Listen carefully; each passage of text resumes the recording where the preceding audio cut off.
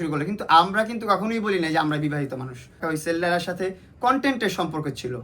ও আমাদের সংসারে যখন ঝগড়াঝাটি হয়, খুনসুটি হয়, তখন হচ্ছে আমার ফ্যামিলি সবসময়, যেহেতু আমি ফ্যামিলি নিয়ে ছোটবেলা থেকে বসবাস করি ঢাকা শহরে, অ্যান্ড এটা এখন অনেক বড় একটা অভিযোগ হয়ে আসছে, আমার ফ্যামিলি নিয়ে থাকি আমরা, আমার ফ্যামিলি এটা ওটা সেটা অনেক কিছু বলছে। যাই হোক, আমার ফ্যামিলি অনেকবার হচ্ছে যে আমার মারামারি আটকাতে, যে মারামারি থামাইতে, যে ঝগড়া থামাইতে, যে আমার ফ্যামিলি অনেকবার আহত হয়েছে। এর মধ্যে আমার আম্মুর একবার এমন রক্তাক্ত হয়েছে, আমার আম্মুর ঠোঁট কেটে গেছে, মানে মারামারির মাঝখানে ঢুকে থামাইতে যে কেটে, যে একদম রক্ত দিয়ে আমার মার 3 পিস স্যালার কামি সব কিছু ভরে গেছিলো। এত রক্ত ছিল যেটা দেখলে যে কোনো মানে যদি কোনো হার্টের রোগী হয় সে হার্ট অ্যাটাক করে মারা যাবে, এতটুকু রক্ত বের হয়েছে আমার মার। দেখে আমি নিজেই ভয় পেয়ে গেছি যে এতগুলো রক্ত বের হচ্ছে কেন। তো আমার আম্মু কিন্তু কখনো আমার ফ্যামিলিতে বা আমার সংসারে বা আমার ঢুকায় নাই, আমার বাবাও না, আমার বোনও না, কেউ না। এখন এসে আমার বোন খারাপ, আমার মা খারাপ, আমার মা লোভী, আমার মা লোভ করে কখন তার কাছ থেকে 1 টাকা নিচ্ছে, কখন 1 টাকাও নেয়। আমার মা যখন প্রশ্ন করলাম, মা এটা তো বাস্তব যে আমার ওয়াইফ বলতেছে, তুমি আমার ওয়াইফের কাছ থেকে যে বলতে সংসারে খরচ লাগবে, এটা লাগবে, সেটা লাগবে। তো আমার মারও একটা সিম্পল আনসার, সেটা হচ্ছে যে তুই আর্নিং করে তুই যা কামাস সব তোর বউরে দেস। এটা বাস্তব। আমি যা কামাইছি সৌদি আরব থেকে পর্যন্ত, সৌদি আরব যখন ছিলাম তখন আমার হাতে 17 Pro Max ছিল, যেটা আমি বিক্রি করে আমি মোহনাকে টাকা পাঠাইছি। কারণ আমি ওরা ভালোবাসি। ও যখন অনেক মানে আমাকে ছোট করে কথা বলছে বা আমাকে তেজ দেখার কথা বলছে, তখন আমার শুধু প্রেম চলতেছিল, আমাদের রিলেশন চলতেছিল। অ্যান্ড ব্রেকআপ চলাকালীন ও আমার বলতেছে, এই ছোট লোক, তোর তো আমি টাকা পাই, এটা ওইটা সেটা, তুই আমার টাকা না দিয়ে 17 কেন চালাস। আমি 17 Pro Max বিক্রি করে ওরে পরের দিন আমি টাকা পাঠিয়ে দিছি। তো আমি ওই মন মানসিকতার মানুষ, এটা মোহনা নিজেও জানে। আমি টিকটক লাইভ থেকে যত টাকা ইনকাম করছি, ফেসবুক থেকে যত টাকা ইনকাম করছি, সবসময় ওর চাওয়া লাগে নাই কখন, আমি মোহনাকে ট্রান্সফার করে দিচ্ছি ওর ব্যাংকে, যে ঠিক আছে তোমার অ্যাকাউন্টে ট্রান্সফার করে দিচ্ছি, তুমি দেখতে থাকো সংসারে কি লাগে না লাগে, তুমি দেখো সবসময়। সো আমার মা ওই প্রেক্ষেপে হচ্ছে যে মোহনাকে বলতো যে মোহনা বাজার লাগবে, এটা লাগবে, সেটা লাগবে, দ্যাটস ইট। এছাড়া আমার মার পার্সোনাল কোনো নিড ওর কাছে চাইছে, ও যদি প্রমাণ করতে পারে, বা আমার ও যেভাবে বলছে আমি লাখ লাখ টাকা, 30 লাখ 40 লাখ টাকা ওর কাছ থেকে নিয়ে গেছি, ও যদি প্রমাণ করতে পারে কিভাবে নিছি, কেন নিছি, যদি এটা প্রমাণিত হয়, আপনারা যে শাস্তি দিবেন আমি মাথা পেতে নিব। হ্যাঁ, এখন অনেকে বলতে পারে আমরা ভিউয়ার্স হয়ে আমরা হয়ে গেছি এখন বিচারক। আপনারা এখন বিচারক, কিছু করার নাই। আমি তো আসলে আমার সাংসারিক জীবনটা আনতে চাই না সোশ্যাল মিডিয়াতে।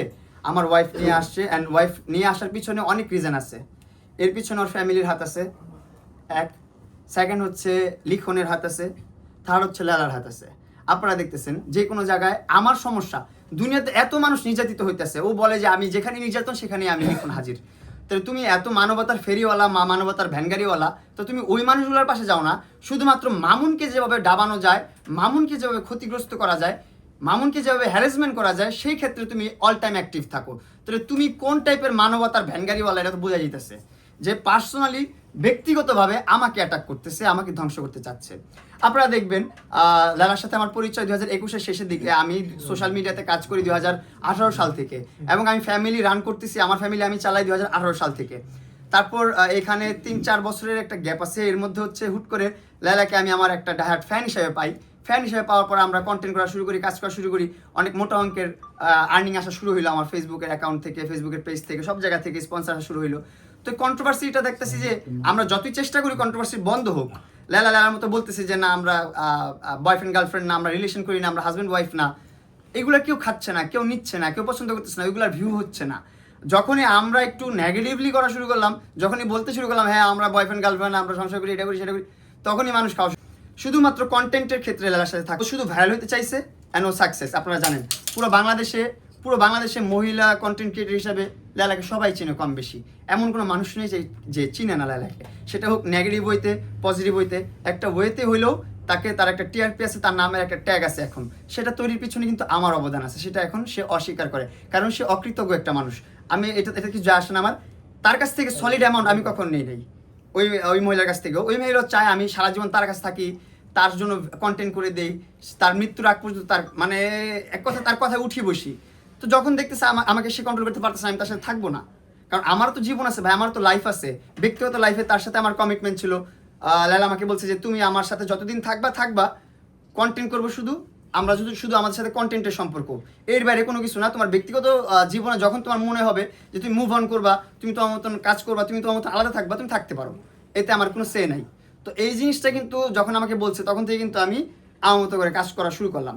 তো যখন আমি এখান থেকে চলে আসতে চাইলাম বা চলে আসলাম, আপনারা দেখছেন আমার বিরুদ্ধে নানান প্রকার মামলা দিল।